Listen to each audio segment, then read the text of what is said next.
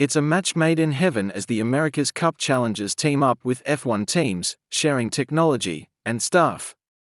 Ineos Britannia has embedded itself with the successful Mercedes F1 team, and this video has Lewis Hamilton visiting Sir Ben Ainslie's Barcelona AC marina.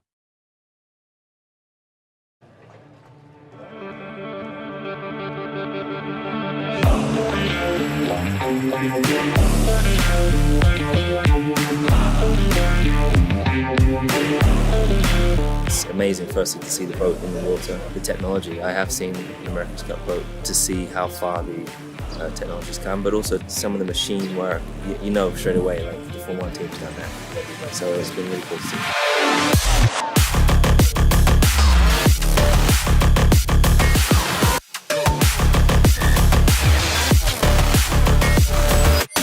Yeah, it was incredible driving the Ineos Britannia for the first time. Wasn't sure what to expect, but the speed that thing was doing across the water, foiling across, was mega impressive. And Ben gave me a chance behind the wheel, and the responsiveness and how quick it turned as well when he's doing these quick sharp bends, reacting to the wind was pretty impressive. Yeah, awesome, amazing. Thank you so much. Again, 40 knots there, George. Yeah, it was really an amazing experience because you tend to forget how athletic it is. It's not only the driving that Ben does, or in our case George, but it's the cyclists on the boat that have to baseline at 250 watts and go to peaks of 500. With 8 knots of wind, we achieved more than 40 knots of speed. So it's amazing physics and hydrodynamics. Thank you again to all of you. One of the best experiences I ever had in any sport.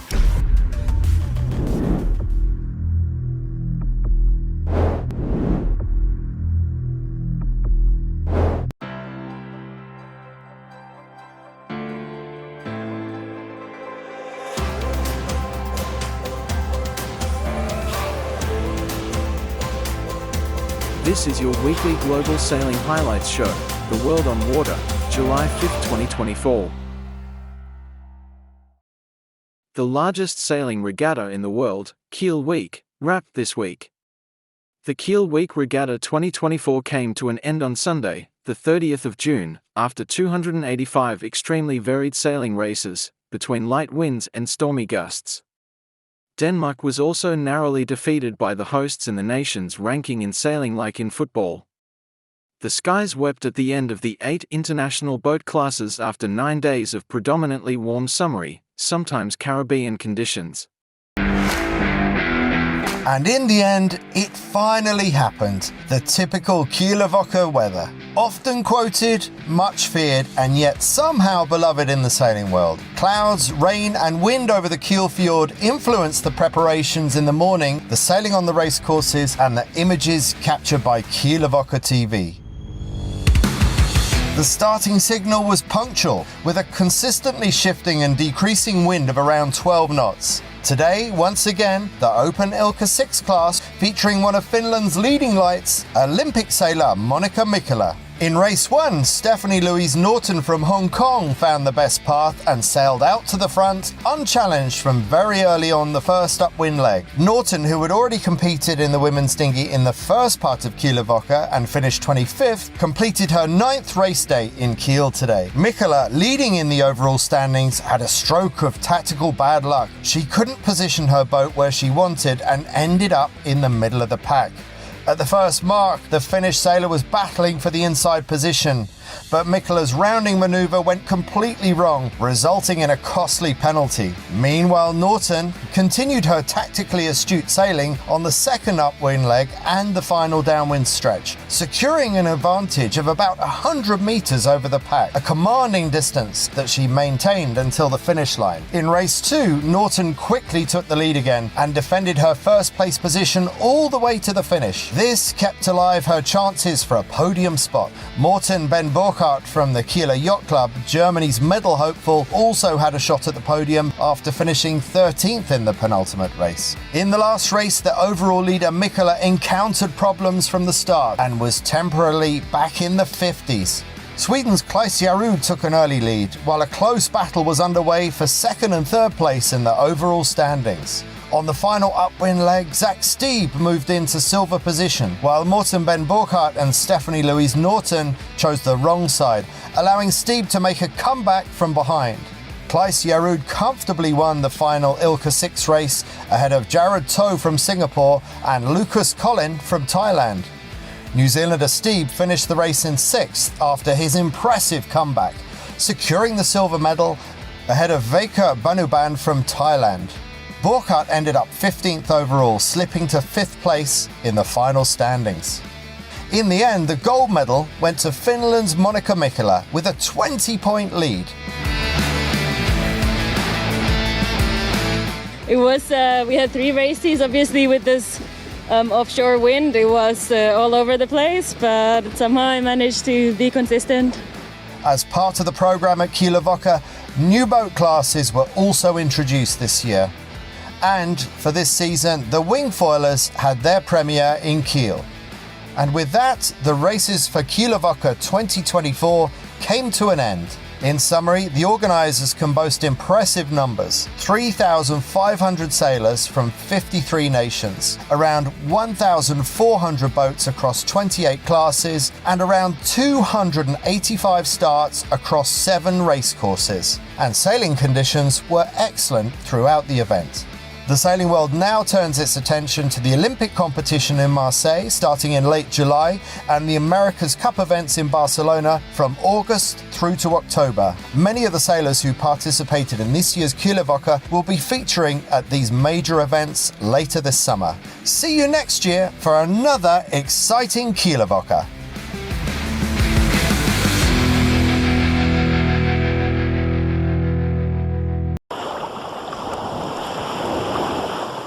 As skipper and co-pilot of the Orient Express Racing Team's AC75, Quentin Delapierre is focused as the clock ticks down to the start of the Louis Vuitton 37th America's Cup Barcelona in around 50 days' time.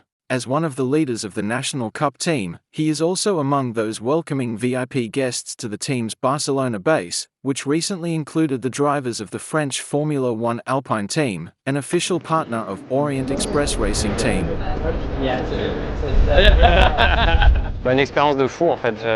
J'ai une petite expérience dans la voile où j'ai réussi à faire un petit tour à l'époque avec François Gabard, mais ce bateau c'est vraiment la F1 des mers, quoi. C'est magnifique de voir la technologie aussi.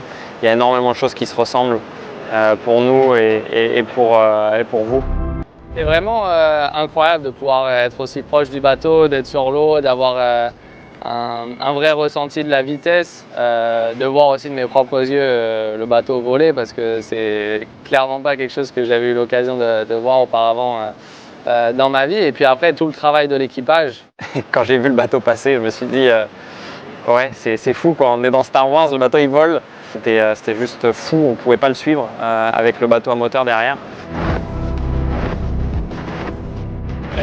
Ah, c'était excellent! It literally flies. Yeah. J'ai trouvé ça super intéressant même de pouvoir monter sur le bateau après, de vraiment comprendre le rôle de chacun et l'impact qu'ils ont dans le bateau.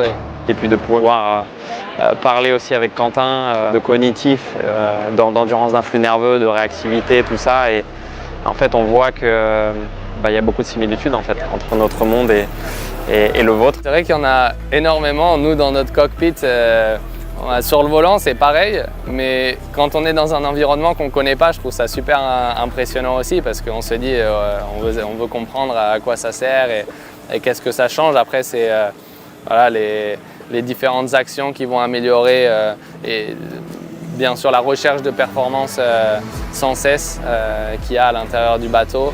Et on essaie de faire un peu les similitudes avec la Formule 1 et au final il y en a énormément avec notre sport. On parle un peu la même langue. Tout de suite il me demandait comment ça se passait sur le volant, où étaient les meilleures commandes ou les plus importantes. Parce que c'est des bateaux qui ne ressemblent pas du tout à ce qu'on pouvait voir il y a 10 ans. Déjà on est encastré dans des cockpits, on a le regard qui est projeté à hauteur de pont, c'est quelque chose qu'on n'a jamais fait en voile. Il n'y a plus une seule écoute, il n'y a plus de winch, il n'y a que des boutons partout. Et surtout, une fois en vol, la réactivité, elle est juste incroyable. J'ai vu beaucoup de choses inspirées de la Formule 1. Donc ça ne m'a pas trop dépaysé. Beaucoup de fonctions voilà, qui sont hyper intéressantes, qui peuvent faire vraiment la différence. et je ne m'attendais pas à voir une telle technologie en fait dans ce bateau. Je suis hyper impressionné. J'adore voilà, voir le côté mécanique aussi de la chose, des technologies qui sont dingues, de l'impression 3D, du carbone de partout, des bancs pour tester toutes les pièces.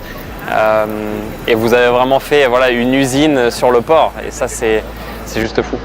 Et le fait de pouvoir voir vraiment l'intérieur du sport, c'est sûr qu'on va suivre et on va supporter notre équipe pour les prochains rounds.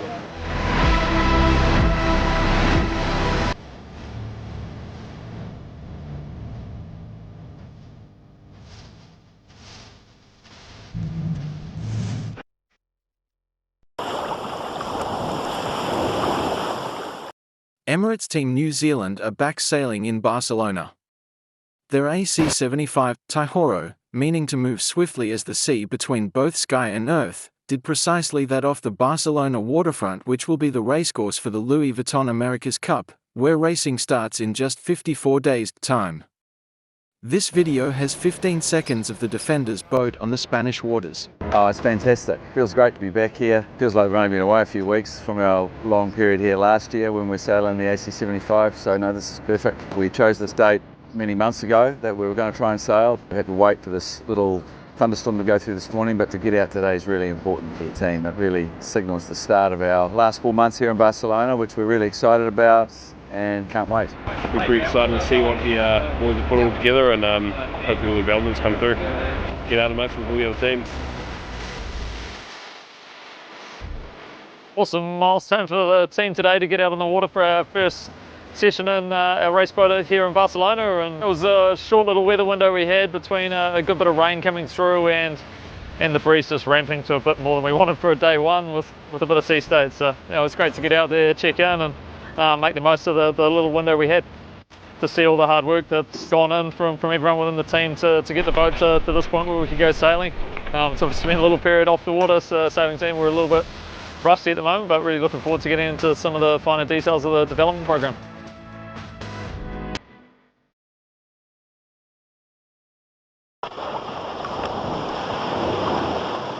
The Annapolis Yacht Club Junior Regatta is held annually in Annapolis, Maryland, for optimists, Ilkas and 420s, from near and far.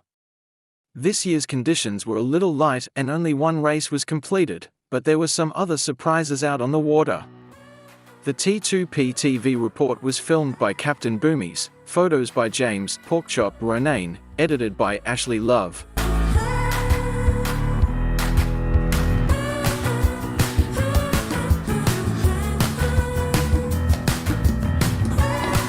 Also note that we are emphasizing sportsmanship, and you will find nominations for a sportsmanship award on the QR codes that are also posted around the campus, and it's also posted on ClubSpot. So coaches and parents and sailors, please be on the lookout for good sportsmanship. The event schedule is posted everywhere here. It's also posted online. If in the afternoon the breeze starts to die, we have the ability to just come in, pack up early, and enjoy some pool time and a big barbecue.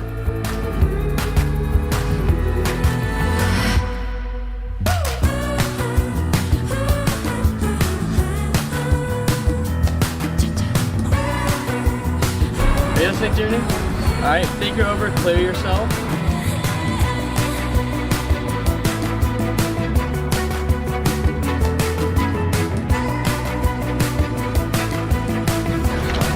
Oh, yeah, no room. James, you have my life jacket, my guy. Yeah, I know, someone took mine.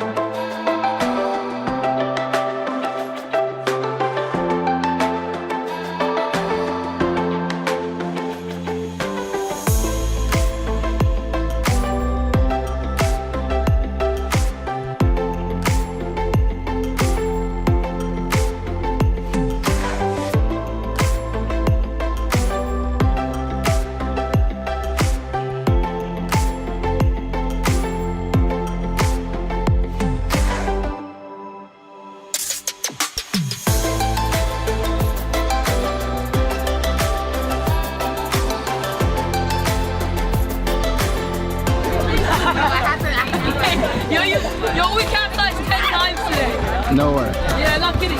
Yeah, We got you guys. Get the whole game together. I bet. I'm gonna jump. Here, I'm gonna jump like the whole. All right, you ready?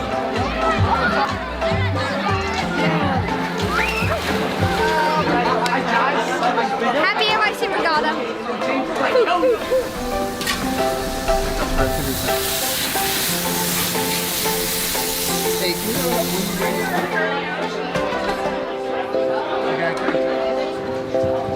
All right, everyone, thank you for coming to AYC. It wasn't the best day for wind on the water. Please thank your coaches for all that they've done for you all summer. And the last one is turn to your parents and give them a big thanks, and don't give them a hard time tonight when you're all sugared up, okay? All right. Everybody smile.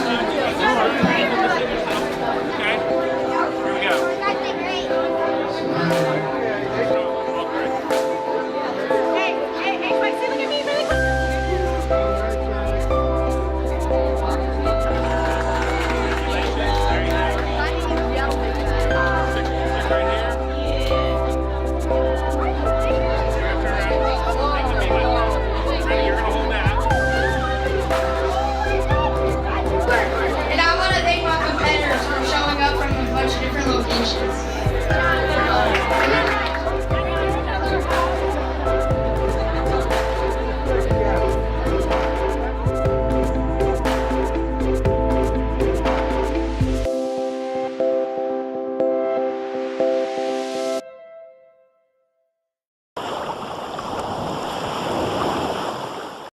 49er sailing sat down with French legends in the 49er, Julien Deordelais and Noudel Peck, and asked them these questions. How did you start sailing together in the 49er and when? Highlights of your career? You retired after Rio, what got you to get back in the game? How enjoyable was it to start again, going through the process again? Any observations about what's changed, and what is the same from when you started? So, are they retiring? Hello, I'm Noé Delpech. I'm a crew of Julian in a 49er, and I'm 38. I'm Julian Dortoli. I'm the helm, and I'm 40. So I begin to sail here, at the YCPR in Optimist in 1991. Then I begin 49er in 2003, and we begin to sail together with Noé in 2007. I started sailing in Réunion Island when I grew up. I started 49er in 2003. I was in Antibes in southeast of France at the beginning for 2 years. Now I live in Marseille from 2005. As you can say, we started to sail together in 2007. And our first World Championship was in Sorrento in Australia in 2008. And he asked me to marry, but I said, oh, come on, bro. Maybe then we it's too soon for me. I'm not ready. Yeah, well, the city is really nice. You know, we have the small mountain with the Calanque behind where we can we can do some sport like cycling, running, and it's really, really cool. And we also have the seaside, which is super nice with the island and the wind. The weather is very good all the year. So nice place. I'm born here in Marseille, so I always stay here and sail here. There is a lot of big moments. Maybe the first big moment was in 2010. We took the bronze medal in year at the World Cup, and so it was I think our first podium in World Cup, and so yeah, it was a nice one, really nice one. It was, I think, the beginning of a nice year who follow that regatta. I think the year after that was 2011. We also did one more podium in year. We finished second, I think. Yeah. We finished second. And then in 2012, so 2 years later, we also have a very good World Championship. Was in Lake Garda, and we finished 12th. That was very good for us. Was not c'est pas ça? No, not exactly, but we met a good world in La Garda, but it was in 2009. Yeah, you're right. Too many worlds. 2012, it was in Croatia, in Zadar, and then we finished 8th in the world. And I think, it is our first top 10 at the world. And then after, it was a really good period after the Olympic Games of London, as we were training partner for Manu and Stefan, because I think we finished during 1 year all the regatta in the top 6. So it was like a big increase for me. Really like we feel consistent, and so it was nice. A really incredible experience, for sure. It was like a lot of emotions. And we have a really bad start in Rio. The 2 first races were so bad. We were last after the first race? Yeah, I think the first race we finished last. So second before last. And but we have an incredible third day, as we made a 1-1-3.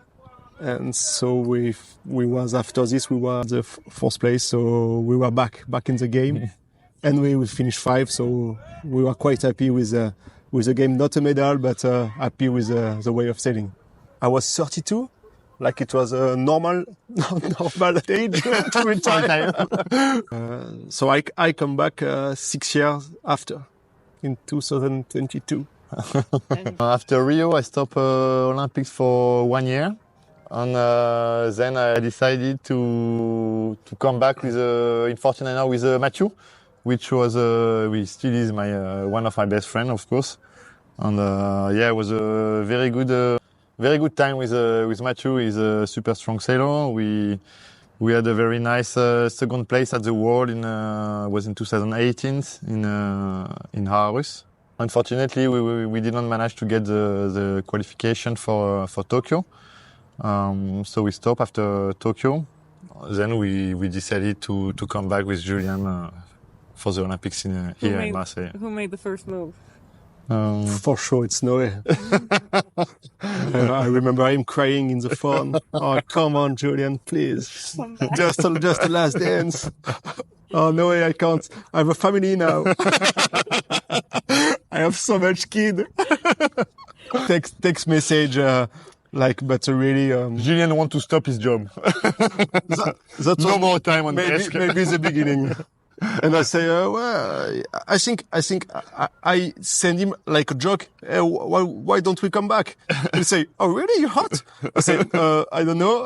It was not a plan, but yeah. And in fact, we just speak about this, and I say, if I want to come back, maybe it's possible, but I have so much thing to manage to come back. But in fact, step by step, everything fits for a good comeback. I remember the first talk was at the end of 2000. When was that? 2021, 2022, 21? Not 22.